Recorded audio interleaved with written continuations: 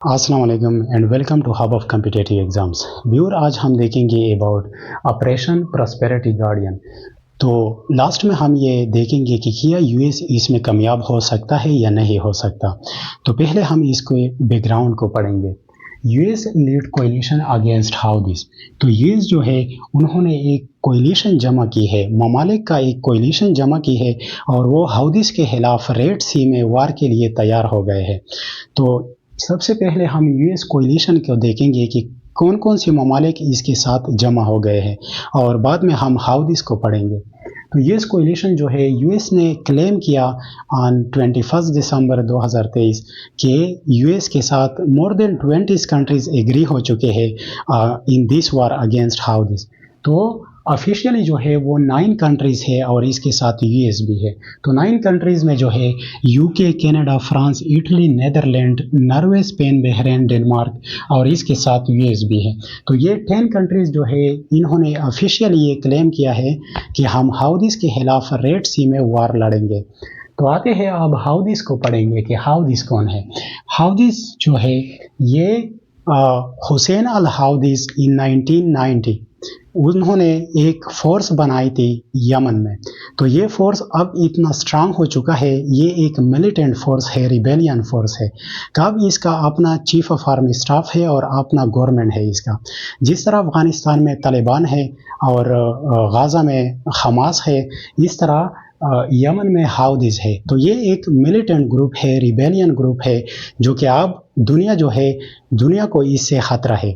तो रेड सी में अब इसके खिलाफ वार लड़ने के लिए तैयार हो चुके हैं यूएस कोलिशन फोर्सेस। आप मैप में देख सकते हैं, ये है रेड सी और ये इसलिए इम्पॉर्टेंट है कि दुनिया का जो मैरीटाइम ट्रेड है वो 30% इस रास्ते से गुजरता है।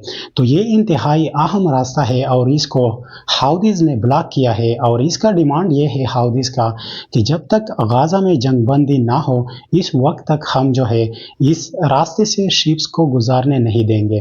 तो हाउदीज जो है वो ड्रोन के जरिए शिप्स को मारते हैं और रेड सी जो है इस रास्ते से कोई शिप्स गुजरने नहीं देता। तो अब जो है यूएस कोलिशन फोर्सेस ने ये तय किया है कि अब हाउदीज के खिलाफ वो रेड सी में वार लड़ेंगे। तो हाउदीज जो है वो उसका खर्चा ये है कि वो एक ड्रोन का $1 लाख इसका खर्च आता है।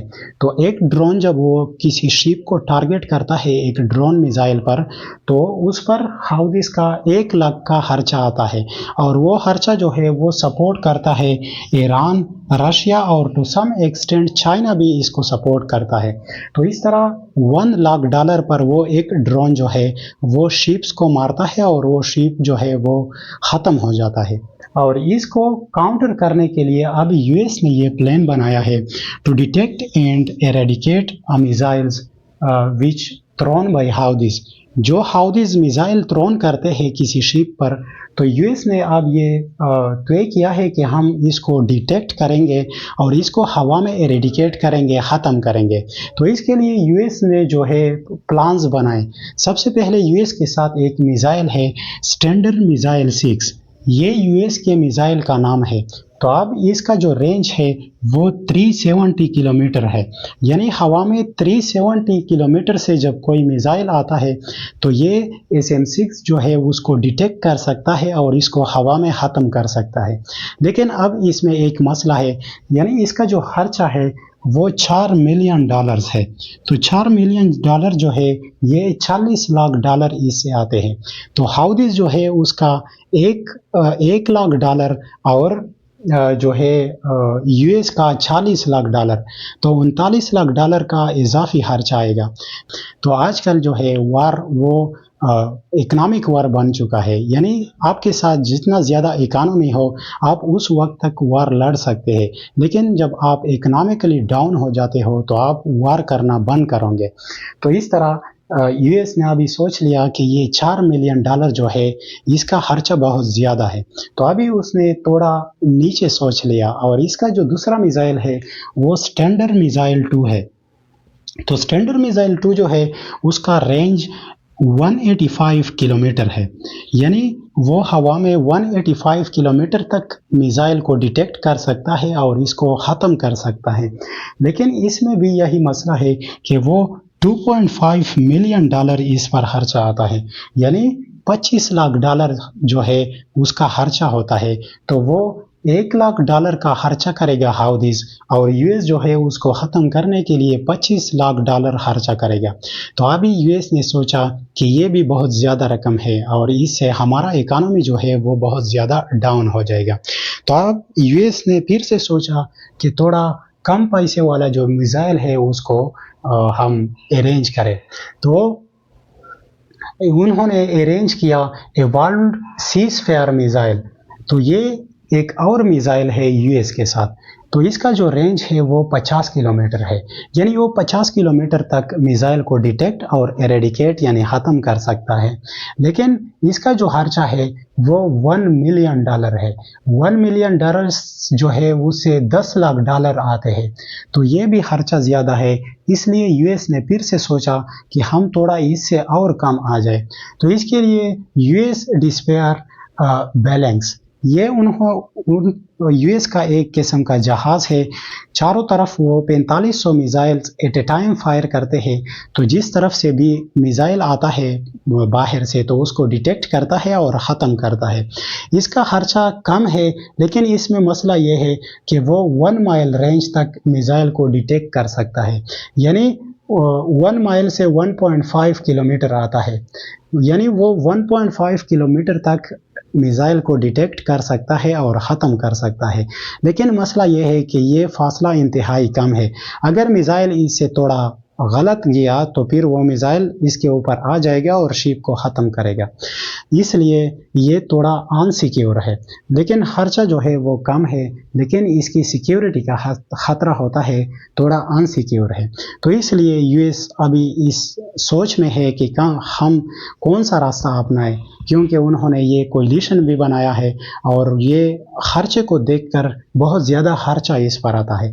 लेकिन हाउदीज जो है वो $1 लाख का एक ड्रोन इस पर फायर करेगा, मिसाइल फायर करेगा। तो इसके डिटेक्ट करने के लिए यूएस के साथ ये मिसाइल्स है, लेकिन ये बहुत ज़्यादा कीमती है, इसका कीमत बहुत ज़्यादा है। तो सेकंड में हम आते हैं, पहले तो हमने रेड सी को देख लिया, अभी हम आते हैं मेडिटेरेनियन सी को। मेडिटेरेनियन सी में जो है ईरान ने वार्न किया कि जब तक गाज़ा में जंग बंदी ना हो हम मेडिटेरेनियन सी पर किसी को जाने नहीं देंगे। तो आप लोग मैप में देख सकते हैं कि ये रेड सी के बाद स्विस कैनाल आ जाता है और इसके बाद मेडिटेरेनियन सी है। तो ये है मेडिटेरेनियन सी।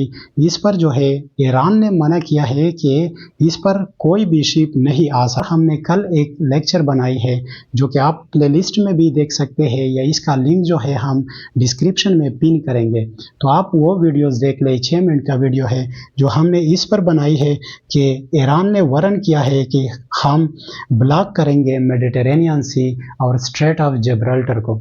तो इस पर आप वो वीडियोस देख सकते हैं। थर्ड जो मसला है यूएस को इस वार में वो है स्ट्रेट ऑफ मलाका। तो ये मलेशिया के साथ ये एक स्ट्रेट है जो आप लोग मैप में देख सकते हैं। ये मैप में है स्ट्रेट ऑफ मलाका। तो ये मलेशिया ने अभी वार्न किया कि अगर गाज़ा में जंग बंदी ना हुई तो हम स्ट्रेट ऑफ मलाका को बंद करेंगे। तो ये भी ट्रेड के हवाले से इंतहाई अहम है।